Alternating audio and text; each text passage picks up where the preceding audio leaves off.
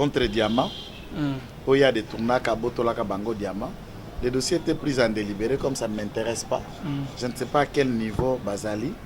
Il vous souviendra qu'Ndeko Eliezer a Kangama la Makala. Pour ça, pour avoir dénoncé, Ayambaka Mwasi, il y a Mouto Ngoïka Sanjabotola et Diamant. Et Tango Eliezer a essayé de faire une émission Bakangaï pour une invitation de Maja Eliezer à Sala, Basanza, Omira la Makala. C'est Ngoïka Sanjazala Plenia. Ça, il doit répondre de son acte, puisqu'il gagnait, il mettait son argent et il utilisait son appartenance politique pour combattre Baplenia. Et cette fois-ci, les juges sont libres. Nous voudrons que justice et la Malam qu'il réponde de tous ses actes. André Kimbuta, André moi Snepe, Balobi, qui a un dossier, moi, et belé, maître. Le pouvoir judiciaire, c'est la justice.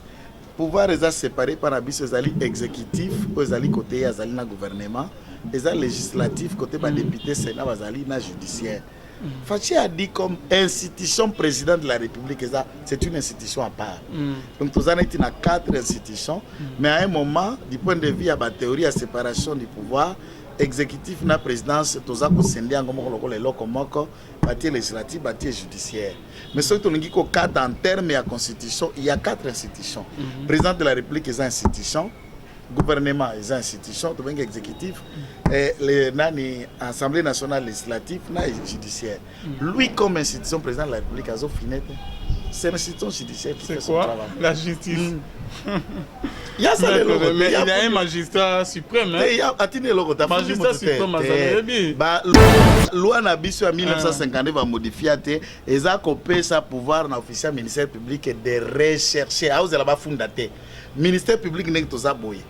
Ako lukaye moko infraction zo leka na balabala magistrat ko akuti likambo babinga ngo saisi d'office ayo qui a se saisir la merci na bino nyonso tout bozola na biso de partout bonzambe na bonzambe yesunde mosukisi bien-aimé dans le Seigneur. Merci na pasteur Fezamisi à la bouche autorisée de l'Éternel depuis Zurich. Merci na Philo Mukwaya Motema Bivens de Homo depuis Londres, Pena Maman Gisèle Lukelo Motema Papa Emmanuel na Boston, les frères Papi Kongé na Nzambe alola amona yo bonzambe na bonzambe Lola ezo futa simana to ya koloba kenzamba boto kwa web bien-aimé tozali na plateau na biso na maître Joël Kitenge oboyebi très bien to beta ba mama solo belé mbote maître Joël mbote de Calvin mbote na balandinyo so ya la voix céleste.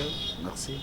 OK, maître Joël Kitenge toujours na cadre ya émission na biso ba mama kamisa moi ebelé balobi après Ngoy Kassanji babimisi pe Zoé Kabila biloko na libanda du solo ezandeni parce que na yoki on a maîtrisé bien té on est un peu ko expliquer biso bien papa. Non, ils ont peu procès meliming batnyoso baebi Kinshasa biso toya o baebi il y a toute une avenue o babenga kango même Sakombi sozo que na ma campagne ils ont la quartier toute une avenue qu'on appelait Sakombi et tant azalanga na gouverneur même ya ville na etenia ekolo et ba memekela kango ba masango tout ça on a surnommé c'est lorsqu'il y a ordonné que Kitatalo nde ba surnomma kombo na ena eloko na Sakombi, c'est comme ça. C'est son nom de eloko na ba misela ka yo fufu madeso Sakombi, c'est le nom de ce papa là. Nous respectons pour tous les loyaux et services qui travaillent comme dignitaires à la Deuxième République. Famille ezara munene, les autres sont même au pouvoir maintenant. Mais l'upango la bangoana de manière arbitraire, kaka ndenge ngo ikasanja somba ki mabe qui achète mal achète double. Mwana mboka Zoé Kabila Mbala waza gouverneur ya kuna na Tanganyika. Avanda anganzama batia bambila okota nozui fimbo, la justice était instrumentalisée à leur faveur. Vous n'allez pas dire ici que ça comme Aza Moulouba. Asomba ne lopangute ma botola. Bon, Kobotola c'est dans le sens il y a Kosomba Mabe, c'est ce que je suis en train de vous dire. Vous venez, j'ai acheté par qui? Succession à la bananios, succession à la liquidateur. Yo comme par exemple, prenons l'hypothèse, nazu hypothèse. Bana ba 10. Yo ke bimona somba lupango pa mutu moko. Bana 9 bate kate ba ebita tayo moko nde palino ko benga ngo vente. Pour s'imposer nanko vandi wana basambaka justice et ça la bango ka ko sala boy. Nzambe na vent ya état de droit ba juge ba comme isko indépendant. Opesa kanyaka lié mais balobi justice ala ba ça que c'est justice ngala bisa ba justice bongo mutoye na mbongo kamata yango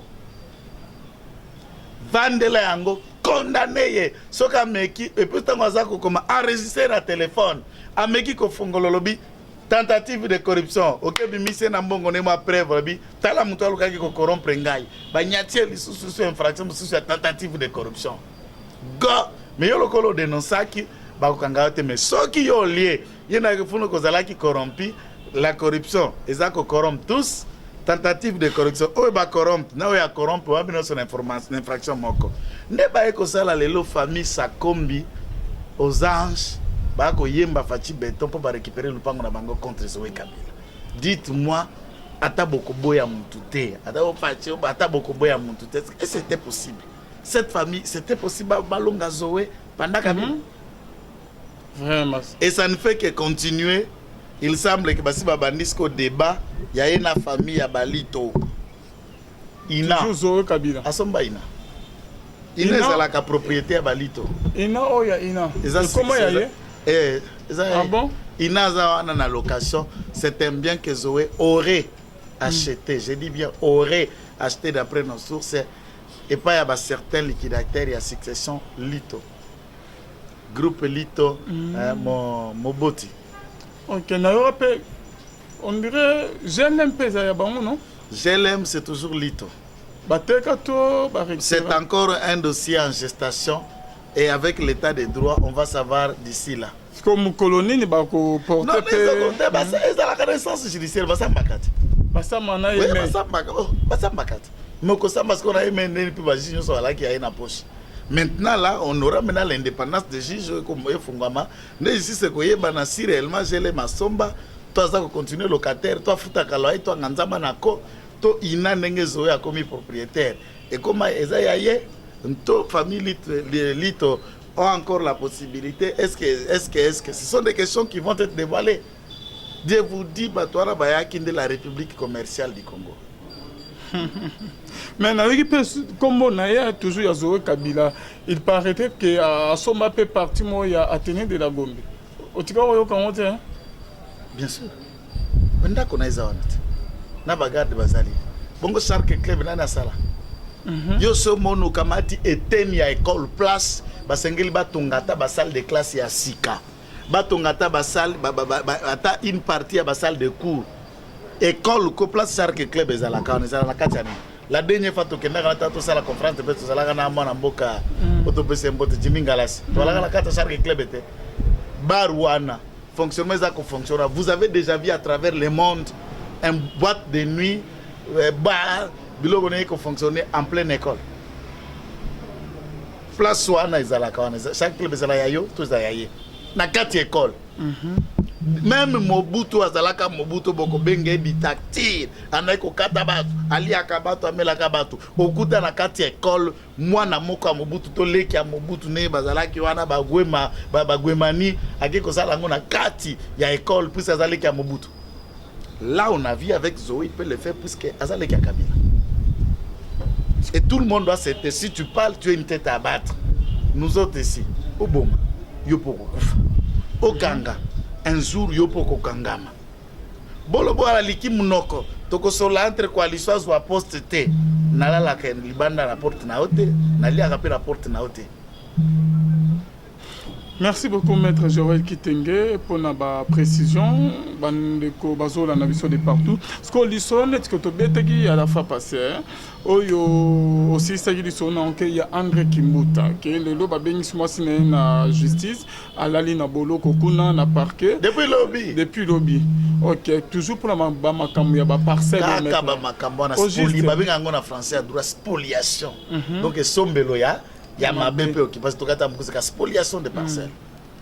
Donc série aye mais on dirait bango ba commissaire qui ont kemboka on dirait ya bango ko zozoa. Non, en soi j'ai toujours expliqué lo quoi il faut ti anecdote. Soko tali monsieur Kabila de philosophie tali tu ba interview na mike kwa kabando banga ko s'exprimer un peu plus dans la public. Soko tali ba interview na ba sortie médiatique. Vous sentez au fond de soi-même c'est comme quelqu'un a un bon sens, il a une autre façon à causer battre. mabe na ye alaki ndenge nini batata na bamama bazingi ye mabe nyonso babandaki kosala wana ayebaki yango etumbu abandaki kopesa bango te. C'est ce que nous disons.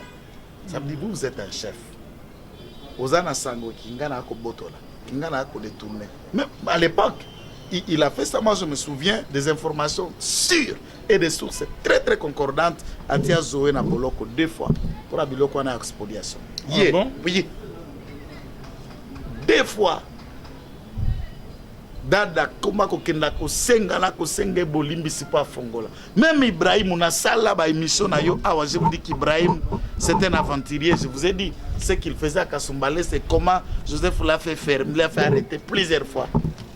Naturellement, c'est quelqu'un qui aime la justice et il a dit, il ne sait pas comment s'y prendre. Large, et je ne sais pas pourquoi il laissait tous ces gens à faire ça. Comment?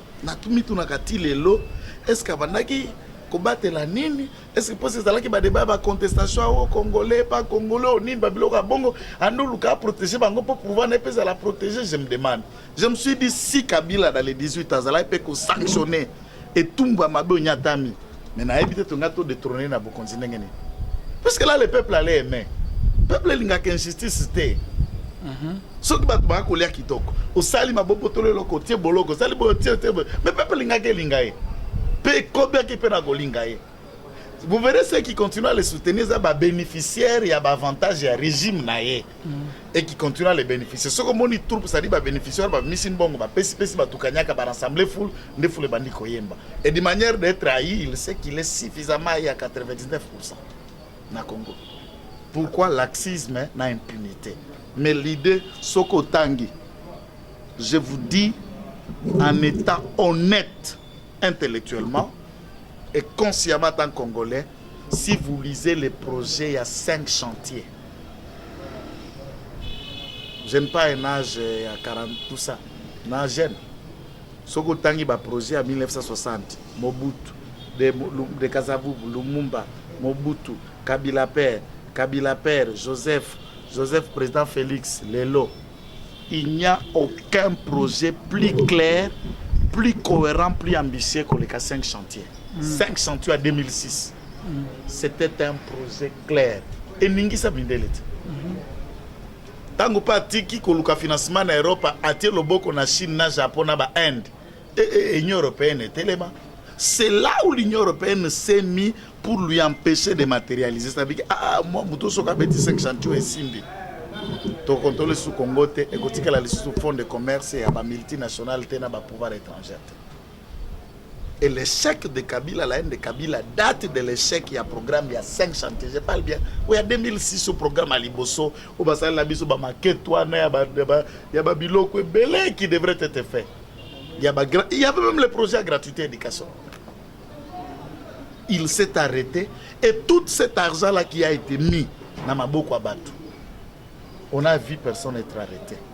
Au sali projet na révolution à modernité, n'était à Mouneno Babengi projet à Bukangalondo. 250 millions de dollars. Et ça, actif nayo pour voter Matata Pogno. À cette époque, c'est à peine que Matata Pogno vient d'être élu depuis qu'il est né. Atikala Kozala élité.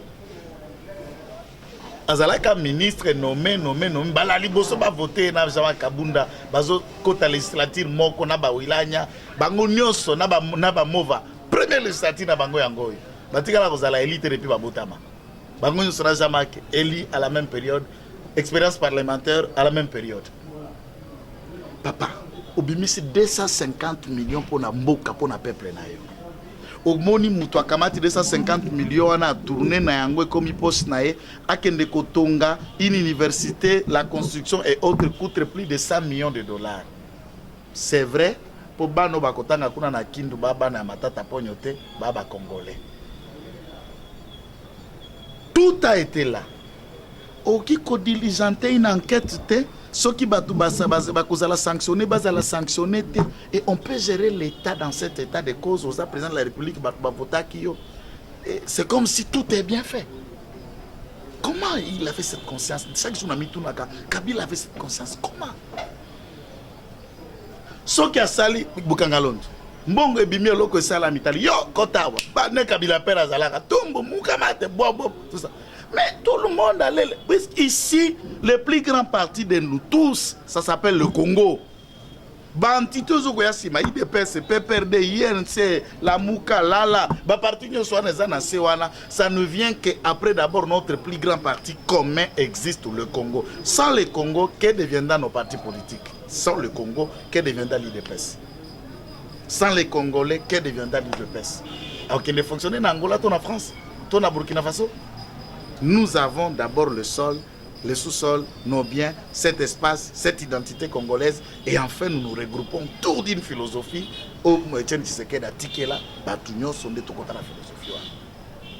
Et le président est dans la bonne route. S'ils ne tiennent pas compte, puisque la gestion de Kabila elle est bonne. Puisque Kabila pour le moment c'est une Bible, non? Yo ye, Kotonga Lupa, puisque avant l'école Ezal. Il faut se poser la question avant que l'école existe. Où est inventé l'école à sur quoi? Sur un néant. Et l'université a commencé. Puisqu'avant l'université, il y avait l'homme. Et avant que l'école commence, l'homme apprenait comment? Hiéroglyphe, commerce zalaki ni troc. Mais après l'évolution, tout ça, on a un monde capitaliste. Pour le moment, président Félix ne gère pas un État dans un vide, puisqu'il y a eu déjà les prédécesseurs Naé Bazalaka. Mais parmi les prédécesseurs, il n'y a que deux Obaoumeli Ming, car Mobutu na Kabila.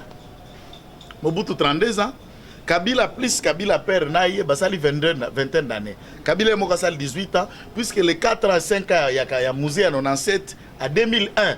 Donc Kabila et Empire Kabila Basal a 21 ans de gestion à la République, Mobutu 32 ans. Et de grâce, Mobutu a Koufa, Talanik va changer à Kabila. Passation oyo et sali que Kabila za wana zananu et le signe à mes gestion na actif na passif na eza criant. On ne peut que parler de Kabila, on ne peut que analyser sur Kabila, on ne peut que se référer ce qui a été bien ou ce qui a été mauvais. Et là Kabila doit supporter ça. Et tous ceux qui sont avec Kabila doivent apprendre à supporter ça. C'est de leur gestion, c'est de leur actif et leur passif. C'est pourquoi tu as la katina. Est-ce qu'il y aura des poursuites judiciaires, maître Joël Kitenge, pour le dossier que Matata Mponyo, Mbongo, Nango, et mon anate, maître Joël Kitenge? Moi, je voudrais qu'on mène des enquêtes sur Bukangalonzo et beaucoup d'autres gestions. Il y a un projet, il y a 5000 écoles par an. Il y a Matata Mponyo, Namaker Mwangu, qu'on le découvre de cet argent.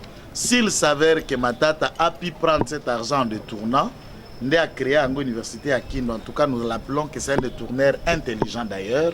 Cette fois-là, l'université de Kindu, comme une université publique, l'État a récupéré Yango. Il ne faut pas oublier que l'université de Kinshasa et Nikin, l'État a tombé Yango. Ah bon? C'est une université catholique. Ils ont des missionnaires, peur, serre de moulins, donc ça a été un fondament. Stade de Marty, de Tata Raphaël, le seul stade de la ville à Kinshasa, l'État a tombé Yango. Les alliés payent à père Raphaël de la Kétule, il y a l'église catholique encore. Il faut se souvenir que l'université à Lubumbashi, l'État a tombé en côté de l'église protestante. L'État a commissaire à l'État. Donc, mais c'est l'État a exproprié. Même Grand Hôtel, musée n'a pas comme propriété, ah bon? Kassit. Bamindele ne va pas exploiter habiter, pour exploiter contrat ici. Maintenant ils ont une propriété na biso. Ceux qui musée de Grand Hôtel, ils ont la propriété prix. Il y a Bamindele. Depuis entrée à Fidel de Grand Hôtel, ils ont la propriété na biso. Donc c'est ça courage. C'est ça courage. Bien mal acquis, le loco yozui, na ndenge sengelte na mbonga misola bara mboka. Ba kanga tu basu ka loco na bazongi sanga comme université publique de Kindu. To Inikindu. C'est fini. Et comme il a géré, comme l'État gère là-bas, et Matata Pogno reste peut-être professeur dans cette université. Ah bon, merci beaucoup, maître Joël. Le dossier est bien. On a raisonné que non, maître Kabila a le pouvoir de travailler dans le pouvoir de maître Joël. Bon, moi je crois qu'il ne faut pas aussi tout ça la justice, puisqu'ils étaient avec Kabila. J'ai toujours répété, souligné que tous ceux qui sont même aujourd'hui avec Kabila, tous ne sont pas mauvais. Et il y a un élément très important à retenir. Tous ceux qui sont avec Kabila sont des Congolais. Et le Congo a besoin du concours. Il y a tout Congolais. Non, j'ai dit, yo, que Jimmy Ngala César Rwandais. Ok, Azana Kabila. Vous que Serge Gadi Mazar Rwandais. Azana Kabila. Alors, ceux qui m'appellent Jimmy Ngala si poste. Donc, je parle d'englober kaka nemo. Bon, bazana e, baba Congolais.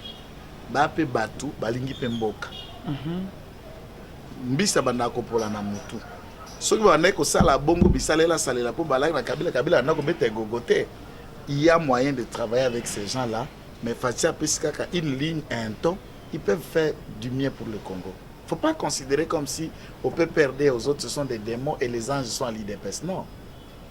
Dans tous ces endroits-là, dans la Moukana, côté honorable député, Lukunga Fayoulou, ce sont des Congolais qui l'entourent. Donc il faut voir que le Congo doit primer et ceux qui doivent être réellement poursuivis doivent être poursuivis. Les autres qu'on peut juste les recycler, na idée, amour patriotique, na bonne gestion, na nationalisme, on les recycle, on les laisse travailler pour l'État. On ne doit pas, s'il faut vraiment appliquer la bonne justice, je vais vous dire 90% de l'entourage Kabila, personne ne sera en paix.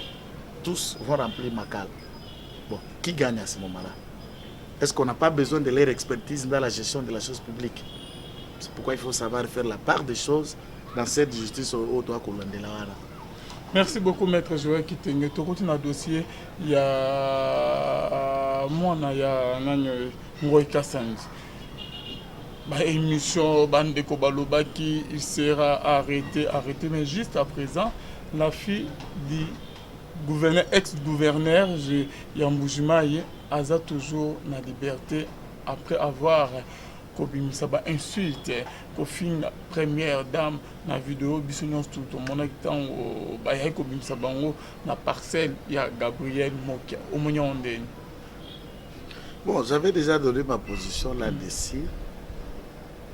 J'ai suivi ma vidéo de part et d'autre. Il semble qu'à Belaka, puisque voilà, c'est les proches de la famille. Il semble qu'à Belaka. Dans internet aussi qui a suivi. Député. Non, c'est là moi j'allais arriver. Il semblerait qu'à Belaka. Et ça j'ai suivi. Nathan Bako Senga va pardonner ma proche de famille et son père. Dans une des vidéos, il s'est confié à Mnoko Mboka. Alors, dans la vidéo, s'adressant à son frère, président de la République. Chasse à l'homme n'a jamais été mon combat. Maintenant, Soki, cette vidéo est un montage, Soki est vrai.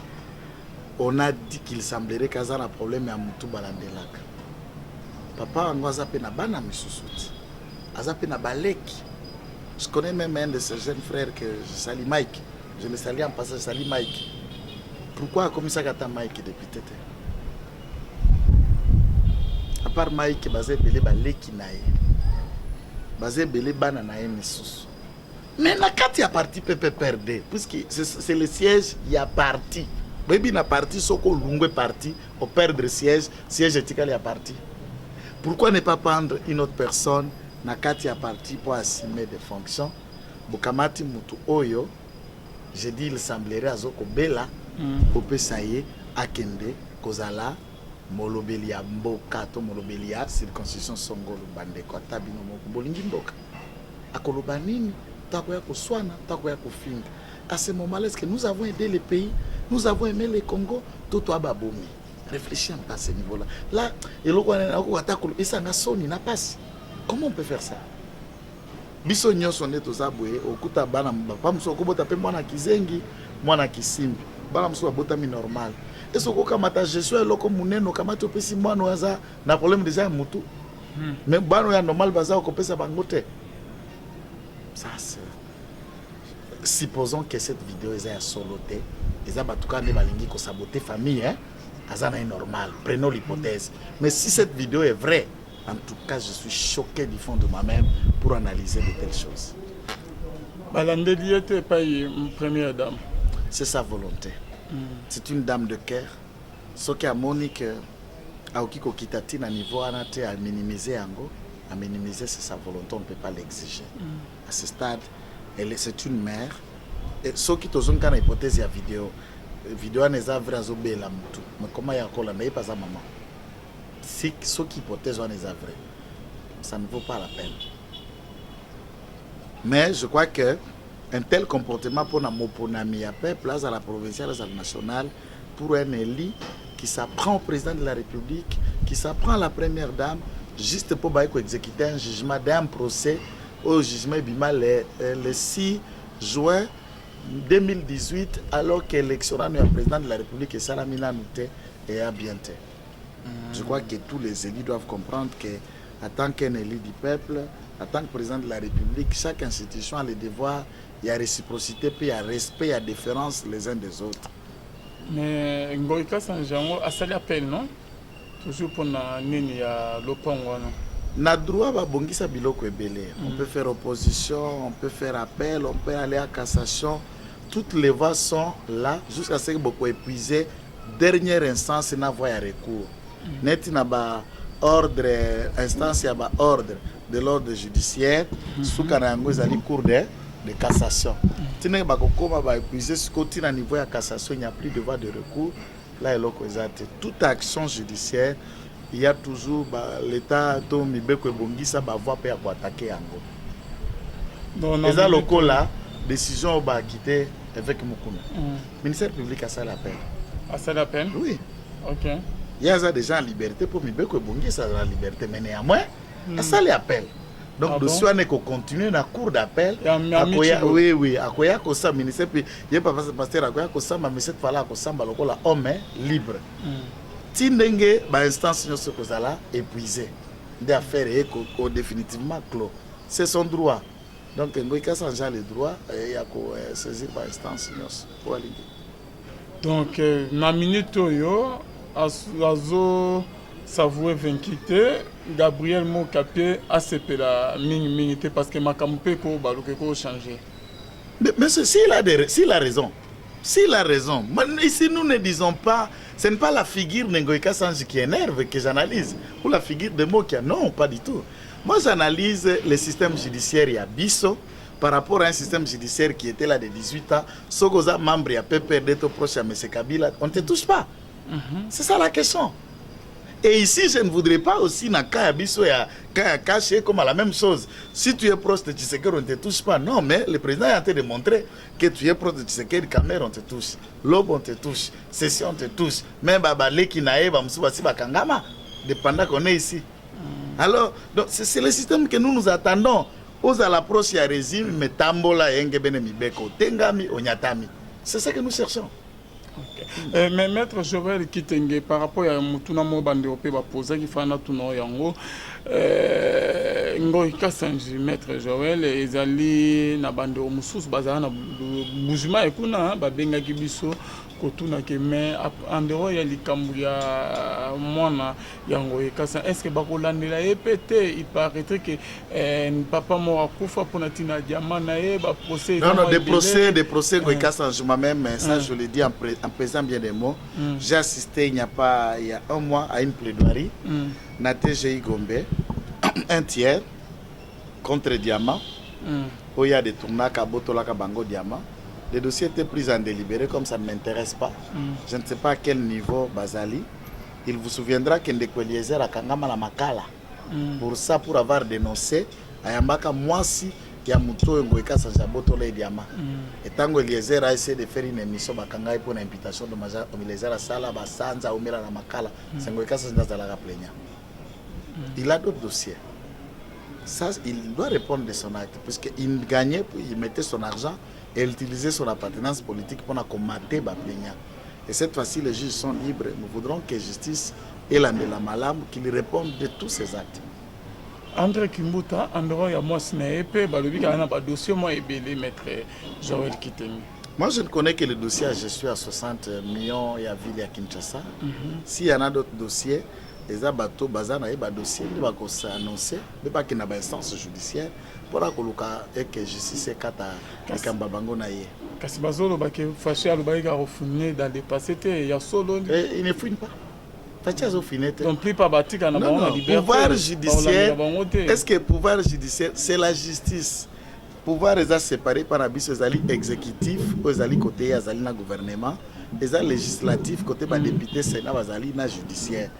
Fachi a dit comme institution président de la République, c'est une institution à part. Donc, nous avons été dans 4 institutions, mais à un moment, du point de vue de la théorie de séparation du pouvoir, exécutif, la présidence, nous avons scindé en bâti législatif, bâti judiciaire. Mais ce que nous avons 4 en termes de la Constitution, il y a 4 institutions. Président de la République est une institution. Gouvernement est une institution, tout exécutif, l'Assemblée nationale législative, et judiciaire.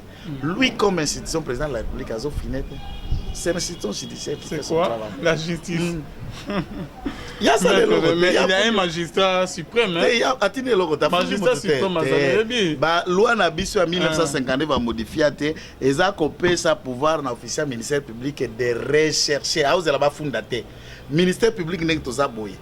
Ako lukaye moko infraction zo leka na balabala magistrat ko akuti likambo babinga ngo saisir d'office ayo qui a se saisir atali yozo sala émission to sala émission azui vidéo sur base à cette vidéo a ouvrir la session judiciaire a bandi ko interpeller bato même affaire à 100 jours pour ndeko caméra komba no barani ba commissaire mais bino presse no banda ko popola e bobando filmer babilo ko ba so de moto bani to mona lo côté to tant makele clamer eleki na nde tunda kasongo tunda ya oyo yeme ya watengama ba fungola komela ba procureur général komeli 4e ri musale banda mais presse nde bo revela presse nde bo banda makelele affaire ya 15 millions beta makela pour Vital Kamerhe na bimisa ngo presse ça veut dire la justice à cause akoyo kata journaliste sali musala na ayo kinenga na obana na ko dénoncer justice à sali musala na et ça, président de la République, na Congolais sur place aux alliés, mais qu'on dénonce Moutuka Kapona Pambate, Zala n'a pas élément suffisant, Zala si la bilo quoi Kolobakea Bongo. Koyaka na motema likunya po ini mututendo bando popole po ini ete. Yaka na biloko evandi, ce que c'est à seul Moutako Nyata. Mais c'est Fachi qui chapeaute, non, maître Joël? Ah, chapeauté présidence. A ordonné. Non, il a ordonné. Jusqu'à preuve le compteur, depuis qu'il est président, il a ordonné l'arrestation de personnes. Caméra, même pas. Banane, rien. Je peux même vous informer que Basolarana est un téléphone. Basolarana avec un. Vous assure. Caméra, Koufi, on n'a pas Moïbinaï. Caméra, Zala Moïbinaï. C'est pour dire. Kaber Moïbinaï de Tétier. Jusqu'à présent, est-ce qu'il y a une commission rogatoire une commission rogatoire qui en France pour vérifier en 2019 s'il a été acheté? Oui, c'est confirmé, M. Kamer a acheté un immeuble de 2 millions et quelques dollars en France. Et là, il y a Amida. Non, à part réflexion, Amida, achat de notre immeuble. La commission rogatoire a rendu les rapports. Le rapport a été transmis au procureur général de la République. Donc, on a Moïbinaï des autres détails. Merci beaucoup, maître Joël Kitenge. Tout comme dans ce émission Nabiso. Et là, on est au Loba, na bande oignon Tubazo la Nabiso. Et là, on a lingi na Loba, na bande ko baza kolanda biso mboka eza abiso nyoso. Mboka eza abiso nyoso. Nous sommes avec vous. Vous êtes avec nous. Tous en a procès à soutien na yo. Tout changer plateau, tout y a bureau à chaîne, tout banda ko sala analyse à kitoko, on s'expose, tala ba biloko to sala analyse ce qu'on a balabala, mitu kaba moto ezolek.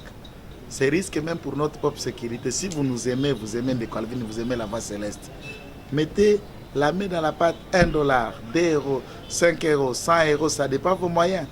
Ça va nous aider, tout ça la mission na balabala te pour aller beto massage un jour o loba aïe yo kutu luka kapo mais ce qui na place moko be bureau fermé nous beta analyse parce que tout cas vidéo c'est beta en ligne. Ils ont malade. Mais quand on fait à la rue là on s'expose. Tout à fait. Merci pour votre numéro de contact. Plus 243 99 119 34 33 plus 243 99 119 34 33. Que le Seigneur vous bénisse. Bye. Merci beaucoup, maître Joël Kitenge. Merci à notre commandant Zaïsi ma caméra. Na bino nyonso bozola na biso. Beaucoup soutenir biso pour notre à place. Il y a Rocha Bureau bien aimé na $5, na $3, $2, $10.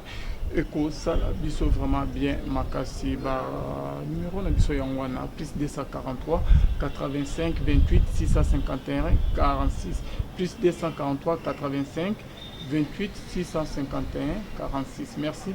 Nabino nyonso tobolanda biso bonzambe na bonzambe lola ezofuta nsima na nto ya kolobaki nzamba boye tokwaye wapi na masa zosalela biso qu'on se trouve à la prochaine live. L'État a commis ça à comment il y a l'État. Donc, mais l'État a exproprié.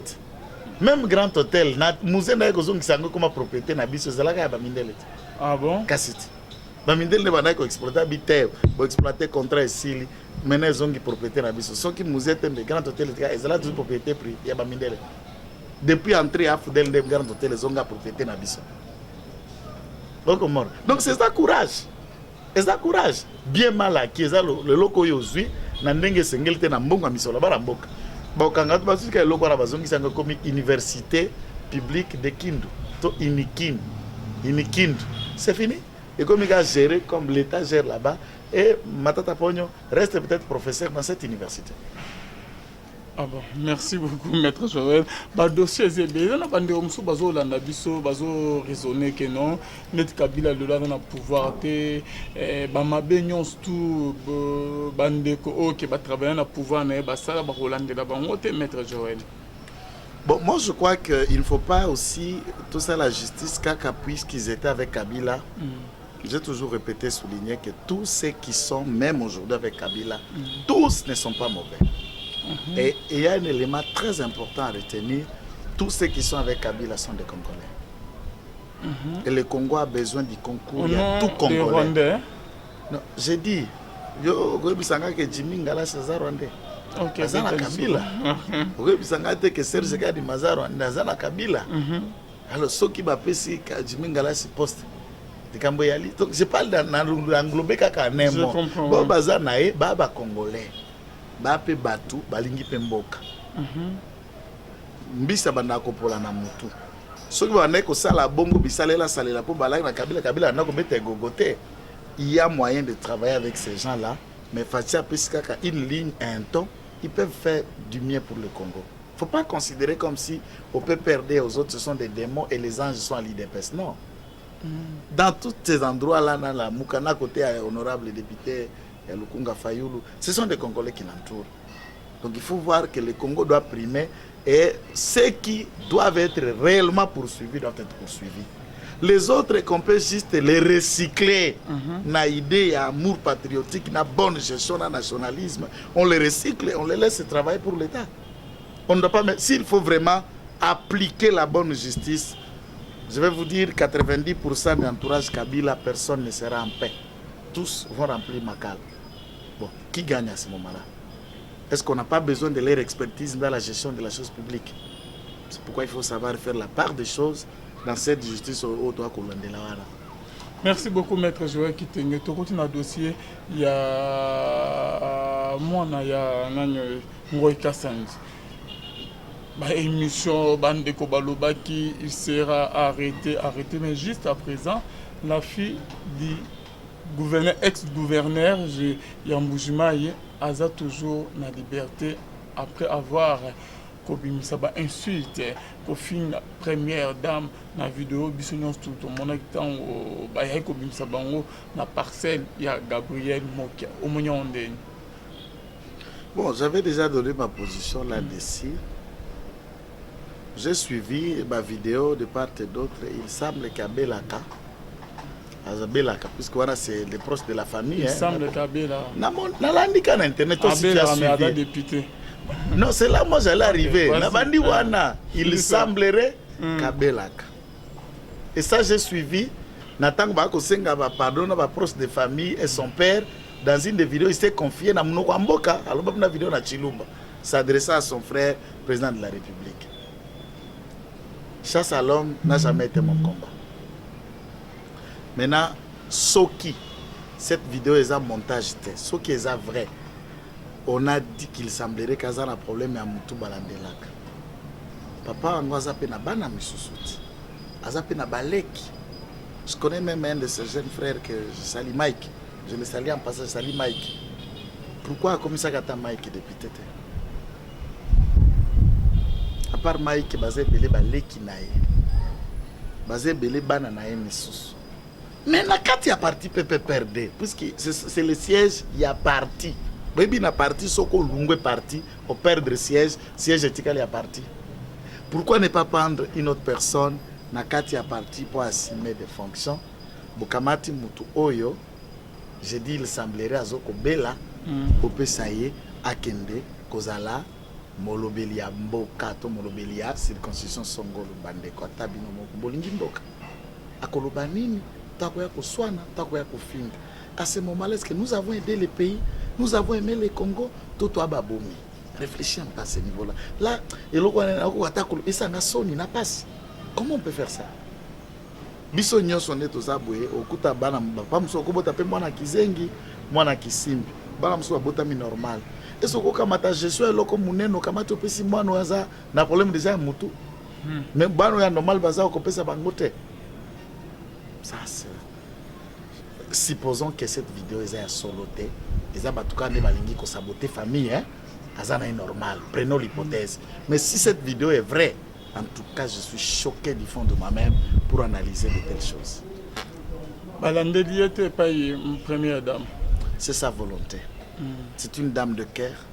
Ce qui a monique à Okiko Kitati à niveau à minimiser Ango, à minimiser c'est sa volonté, on ne peut pas l'exiger. À ce stade, c'est une mère. Et ce qui est une hypothèse à vidéo, vidéo n'est pas vraie à Zobé la mutu. Mais comment il y a encore la mais pas sa maman. Si ce qui hypothèse on est vrai, ça ne vaut pas la peine. Mais je crois que un tel comportement pour la moponami à peuple, à la provinciale, à la nationale, pour un élu qui s'apprend au président de la République, qui s'apprend à la première dame, juste pour exécuter un jugement d'un procès au jugement Bima le 6 juin 2018, alors que l'élection du président de la République est Salamina Nouté et à bientôt. Je crois que tous les élus doivent comprendre qu'en tant qu'un élu du peuple, en tant que président de la République, chaque institution a le devoir, il y a réciprocité, puis il y a respect, il y a différence les uns des autres. Mais Ngoïka Sanjango a sali appel, non? Toujours pour na nini ya lopangwana. Na droit ba bongisa biloko ebele. On peut faire opposition, on peut faire appel, on peut aller à cassation. Toutes les voies sont là jusqu'à ce que beaucoup épuisé. Dernière instance, na voie à recours. Net na ba ordre instance ya ba ordre de l'ordre judiciaire sous kanango ezali cour de cassation. Tine ba kokoma ba épuiser ce côté na niveau ya cassation, il n'y a plus de voie de recours. Là eloko ezate toute action judiciaire, il y a toujours l'état to mibeko ebongisa ba voie pe ya ko attaquer yango. Donc les locaux là décision ba quitter avec Mukuna. Ministère public a ça la peine. A ça la peine? Oui. OK. Il y a des gens en liberté pour Mibeko Bongi, ça la liberté, mais néanmoins, ça les appelle. Donc, le soir, on continue dans la cour d'appel. Oui, oui, à quoi que ça, ministère, puis il n'y a pas pasteur à quoi que ça, mais cette fois-là, que ça, la homme est libre. Tindenge, l'instance, nous sommes épuisé. Des affaires définitivement clos. C'est son droit. Donc, il y a changer le droit, il y a qu'à saisir l'instance, pour aller. Donc, na minute yo, azo savoué vainquité, Gabriel Mokapé a sepé la minute parce que Makampe ko baluke ko changer. Mais s'il a raison. S'il a raison. Mais ici, nous ne disons pas, ce n'est pas la figure Nengoïka Sanji qui énerve que j'analyse, ou la figure de Mokia. Non, pas du tout. Moi, j'analyse le système judiciaire et à Bisso par rapport à un système judiciaire qui était là de 18 ans. Sogoza, membre et à PPRD, proche à M. Kabila, on ne te touche pas. C'est ça la question. Et ici, je ne voudrais pas aussi, dans le cas Bisso et caché comme à la même chose. Si tu es proche de Tshisekedi, on ne te touche pas. Non, mais le président est en train de montrer que tu es proche de Tshisekedi, Cameroun, on te touche. Lobo, on te touche. Session, on te touche. Même Babale, Kinae, Bamsouba, Bakangama, dépendant qu'on est ici. Alors, c'est le système que nous attendons. Aux à l'approche, il y a régime, mais Tambola, Yengebene, Mibeko, Tengami, Onyatami. C'est ça que nous cherchons. Okay. Mais maître Joël Kitenge, par rapport à Mutuna Mobande Ope, poser qui fait un yango, Ngoy Kassanji, maître Joël, ezali na bande omusus bazala na bougement ekuna babenga kibiso kotuna ke mais en dehors ya likambu ya mwana ya Ngoy Kassan, est-ce que bakolandela epete il paraîtrait que papa mo akufa pona tina diamant na ye ba procès non des procès Ngoy Kassan moi-même, mais ça je le dis en présent bien des mots. J'ai assisté il y a un mois à une plaidoirie na TGI Gombe, un tiers contre Diamant, où il y a des tournages à Botolaka Bango Diamant. Les dossiers étaient pris en délibéré, comme ça ne m'intéresse pas. Je ne sais pas à quel niveau Bazali. Il vous souviendra qu'il y a Eliezer à Kangama la Makala. Pour ça, pour avoir dénoncé, à Yambaka, moi aussi, il y a Mouto Ngoy Kassan Botola et Diamant. Et tant que Eliezer a essayé de faire une émission, Bakangaï pour une invitation de Eliezer à Sala, Basanza, Omira la Makala, c'est Ngoy Kassan Zala Plaignant. Il a d'autres dossiers. Ça, il doit répondre de son acte, puisqu'il gagnait, il mettait son argent et il utilisait son appartenance politique pour combattre les plaignants. Et cette fois-ci, les juges sont libres. Nous voudrons que la justice et la Malam qu'ils répondent de tous ces actes. André Kimbuta, André Yamos Neepe, Balobi, il y a un dossier, moi, et maître Joël Kitemi. Moi, je ne connais que le dossier à gestion à 60 millions et à Ville à Kinshasa.